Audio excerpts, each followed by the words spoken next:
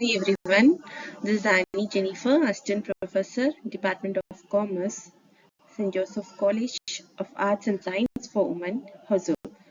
Today we'll see what is company management. Introduction. It is needed for proper management. Companies contain trained profession regarding powers, function of managerial personnel of a company, regarding appointment, powers, function of managerial personnel of a company.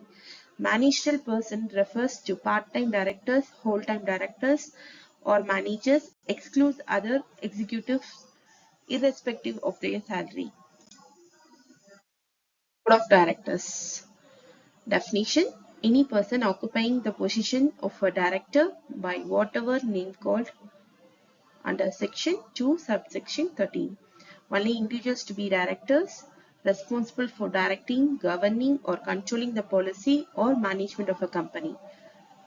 Minimum number of 3 directors for public company and 2 directors for private limited company. Maximum limit of directors in a company increased to 15.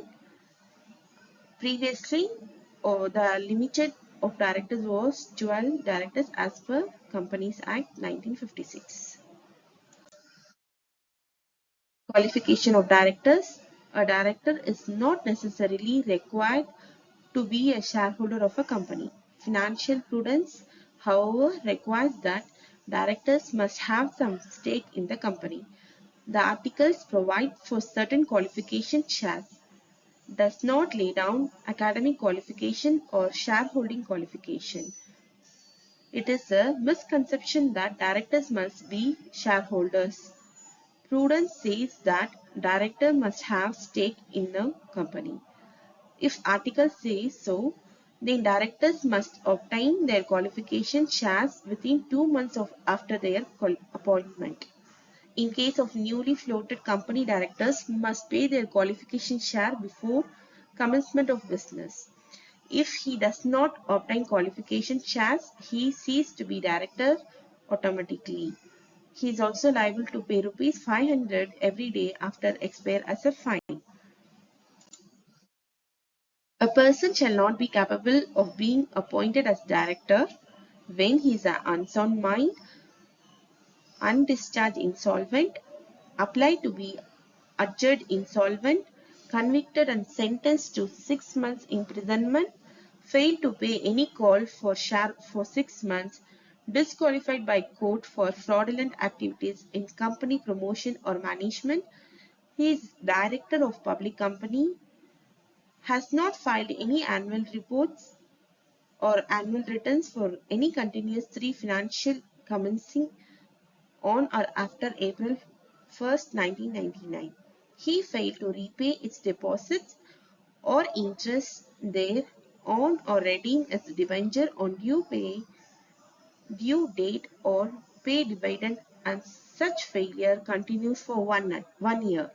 Such a director cannot be appointed as director for a period of 5 years from the date of default of a company.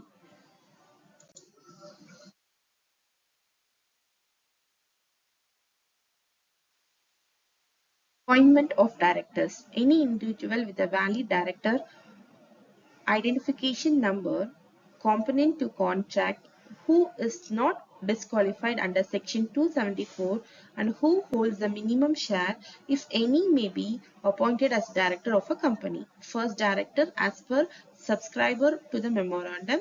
Subsequent directors, directors appointed by shareholders in general. Public company, directors appointed on routine basis. Private company, non-rotational basis. Appointment by proportional representation, done in order to take into account the minority interest. Such appointments are to be made only once in every 3 years, as no form of proportional representation can work on the basis of annual renewal of portion of directorate. Appointment of directors by the board, done in the following circumstance. First one, casual vacancy, if the office of a director fall vacant for some reason. Before his term expires, it has to be filed by the Board of Directors. Such a director will cease to act the moment the term of the original director is completed. Second one, additional director. The Board of Directors can also appoint additional directors subject to maximum number fixed in the articles. Alternate directors. During the absence of the director for more than 3 months, the articles may empower the board to appoint an alternate director. Appointment of directors by central government. In order to effectively safeguard the interest of the company, the central government may appoint directors to a company. Such directors shall neither be required to hold any qualification share nor they shall be subject to retirement by rotation. Appointment by third parties. The articles may give a right to debentures holder or other specified creditors to appoint the directors. Director Identification Number. This has been introduced under MCA 21 e-governance program. This is a number which the central government allowed to any individual intending to be appointed as director or to any existing director of a company for the purpose of his identification as such. It is mandatory field in e-filing in respect of certain filings. The Companies Amendment Act 2006 has inserted new section 266A to 266G which contain provisions regarding the allotment of a unique DIN. Rights of directors. They have right to attend the meetings, participate in the management, to receive the remuneration. Duties of directors. Statutory duty to see that all the money received from applications for share is deposited in a scheduled bank until the certificate to commence business is obtained under section 149 or the money is returned to the applicant under section 69 subsection 5. To forward a copy of a statutory report at least 21 days before the statutory meeting to every member of a company and to register under section 165. To call an extraordinary general meeting of a company on the requisition of the specified number of members under section 169 subsection 1. To lay a balance sheet and a profit and loss account before the company at every annual general meeting. Section 210 subsection 1. To make a declaration of solvency of a company in case of members voluntary winding up. Section 488. General duties. To always act bona fide for the benefit of the company and do not make any secret profit. To discharge their duties with such care as is reasonable in the person of their knowledge and experience. To not be negligent toward attending board meeting unless impossible otherwise. To perform their duties personally and not delegate any of their powers to some other person. Important provision in this section. Every individual intending to be appointed as director of a company as every existing director shall make an application for allotment of DIN to the central government in such form and manner along with such fee as may be prescribed and existing director is required to make such an application for allotment of DIN within 60 days of commencement of the Amendment Act 2006. The central government shall within 1 month from the receipt of the application under section 266A allot a DIN to an applicant. No individual who has been allotted a DIN under 266B shall obtain another DIN. Every existing director shall, within 1 month of receipt DIN, intimate his DIN to the company or all companies where he is a director. Every person or company, while furnishing written information or particulars as required to be furnished under this Act, shall code the DIN in such written. Managerial remuneration. Managerial remuneration refers to a managing director, whole-time or part-time directors or managers.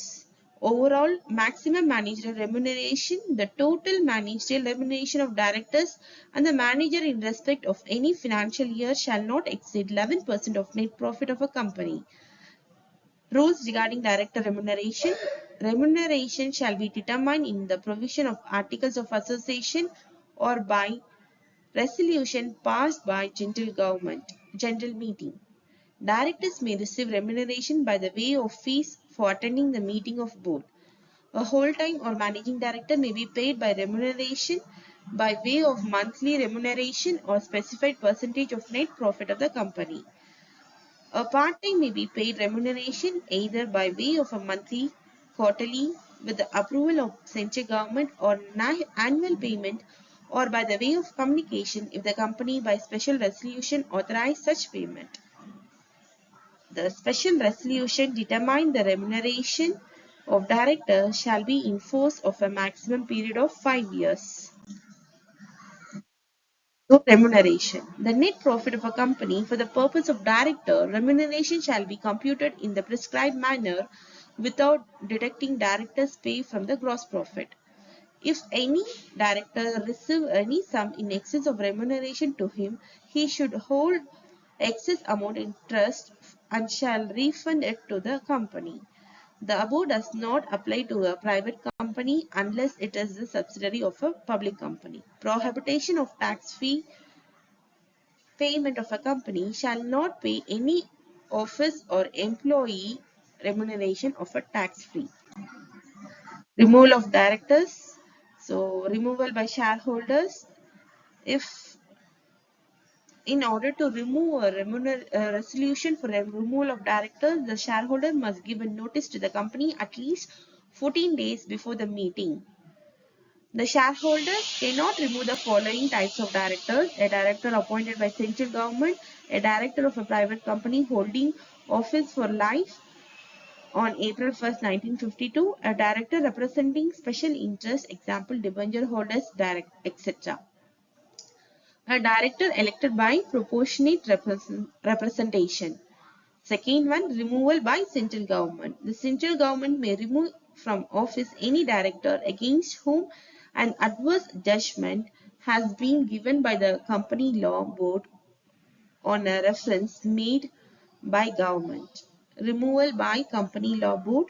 The person so removed is disabled from holding a managerial office in the company for a period of 5 years without the leave of the CLB and he cannot claim compensation for the termination of his appointment. You can answer in the comment box. Thank you.